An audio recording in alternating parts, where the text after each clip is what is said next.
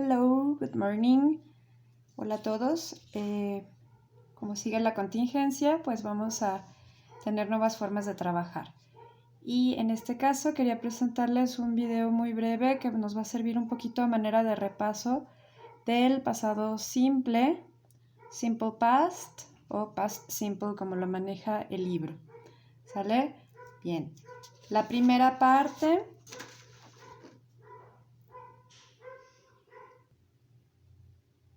es hacer un breve repaso sobre el pasado simple, simple past.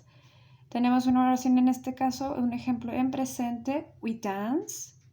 Y para cambiarla a pasado simple, nada más agregamos de, porque el verbo bailar es un verbo regular. Entonces, ¿se acuerdan? La terminación ed nos da el pasado simple o pretérito, que me expresa acciones que sucedieron antes y ya terminaron. En algunos casos los verbos son irregulares y los cambios que sufre la palabra pues son diversos, pero para eso ya hicieron ustedes su lista de verbos regulares e irregulares. Ahorita repito, vamos a trabajar con este ejemplo que es regular. En presente, ya habíamos visto esta oración afirmativa, seguimos con una negativa. We don't dance. Necesitamos el auxiliar do más la negativa not, we do not, we don't, para que me quede en expresión negativa mi oración, we don't dance, nosotros no bailamos, ¿sale? En pasado, igualmente vamos a necesitar un auxiliar, pero en este caso la diferencia con el auxiliar del presente va a ser que en lugar de O va a ser una I. We didn't dance, did not, ¿sale? El auxiliar did más la negativa me queda así. Y si se fijan, aquí ya no le notamos la D para indicar pasado. ¿Por qué? Porque al poner did, automáticamente esta partecita de aquí, este auxiliar, me está indicando que este verbo va a estar en pasado. Por eso ya no necesito anotar la terminación ed, que le correspondería a su pasado simple. ¿Sale? Finalmente vemos la interrogación. Para la interrogación, ya sabemos, en presente necesito primero mi auxiliar, to, el sujeto, we y el verbo. Do we dance? Y terminamos con un signo de interrogación. Para el pasado, past simple or simple past, vamos a necesitar el mismo orden. Mi auxiliar va a ser did, ya indicamos por qué did es el auxiliar para el pasado simple. Enseguida el sujeto y luego el verbo. Y otra vez el verbo queda en su forma simple, ya no le agregamos la D para indicar el pasado. ¿Por qué? Porque ese pasado está indicado mediante mi auxiliar.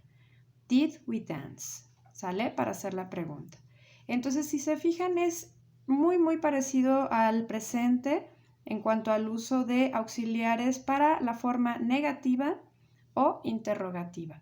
La diferencia es que en presente mi auxiliar es do y en pasado mi auxiliar es did, que es lo que vamos a estar usando en este momento. ¿Sale? Bien. Esto todo se los expliqué como referencia para su siguiente actividad. Les voy a pedir por favor que las oraciones que ya habían hecho, si recuerdan les pedí que dejaran 2 renglones entre cada una, va a ser ese espacio utilizado por la versión negativa de la oración que ustedes mismos hicieron y el siguiente espacio para la versión interrogativa, es decir, la pregunta de la oración que ya habían hecho ustedes. De tal manera que les debe de quedar el trabajo más o menos así. Esta es la oración que ustedes hicieron. Habían hecho unas con verbos regulares y otros 10 con verbos irregulares. Entonces, enseguida de cada oración en pasado, afirmativa, van a escribir su versión, repito, negativa, utilizando didn't y dejando ya el verbo en su forma normal. Y la interrogativa, utilizando did, acuérdense, al principio de la oración porque estamos preguntando. Y otra vez omitimos la terminación de, o en el caso de los verbos regulares dejamos la forma básica o la forma simple del verbo porque el auxiliar did ya nos está indicando pasado. Bien, eso sería todo. Les encargo por favor su actividad.